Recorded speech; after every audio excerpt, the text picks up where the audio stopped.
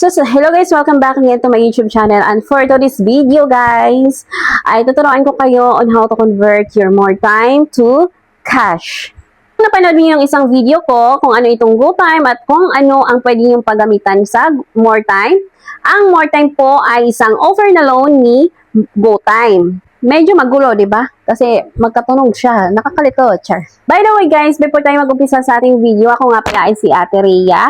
Ako po ay isang trader at nagko-convert po kami ng inyong mga credit limit into cash. Mag-message lang po sa akin dito sa aking Facebook account at nakapin na rin po sa comment section. Kaya kayo nanonood sa video na to dahil gusto nyong malaman kung paano nga ba i-convert ang inyong mga more time offers into cash. Try nga dyan sa inyong mga more time na may nakalagay na scan QR, pay early, at convert.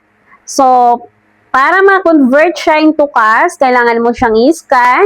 Scan QR, alam mo naman natin na marami siyang talagang pwedeng paggamitan sa scan QR. Pwede mo i-scan sa pagbayad ng mga groceries or any. Kaya, yan din yung ginagamit natin to convert it into cash.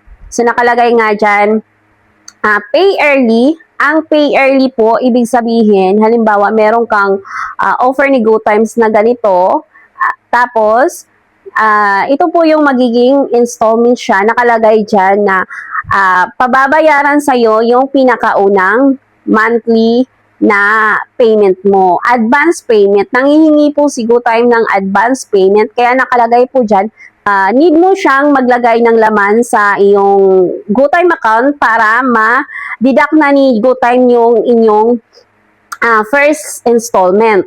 But don't worry guys, kahit nagpapa-advance payment po si GoTime dahil babalik din yan sa inyong more time o sa inyong credit limit.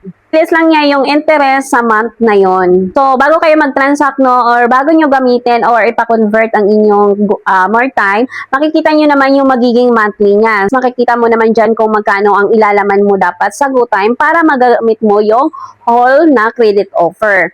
Terms po ay nakadepende po ni GoTime. Meron siyang 4 up to 12 months na terms installment niya. Kaya nakadepende rin po yun sa account at nakadepende po kay GoTime. Hindi po siya option dahil hindi ka mamimili ng option kung ilang months mo babayaran. Naka-indicate na po agad doon kung ilan months pababayaran ni GoTime ang inyong mga loan. So, ito nga yung sample video natin. Diyan, scan QR. Pag may binigay po akong QR sa inyo, upload nyo lang po. Then, choose the QR na sinend ko. Then, next.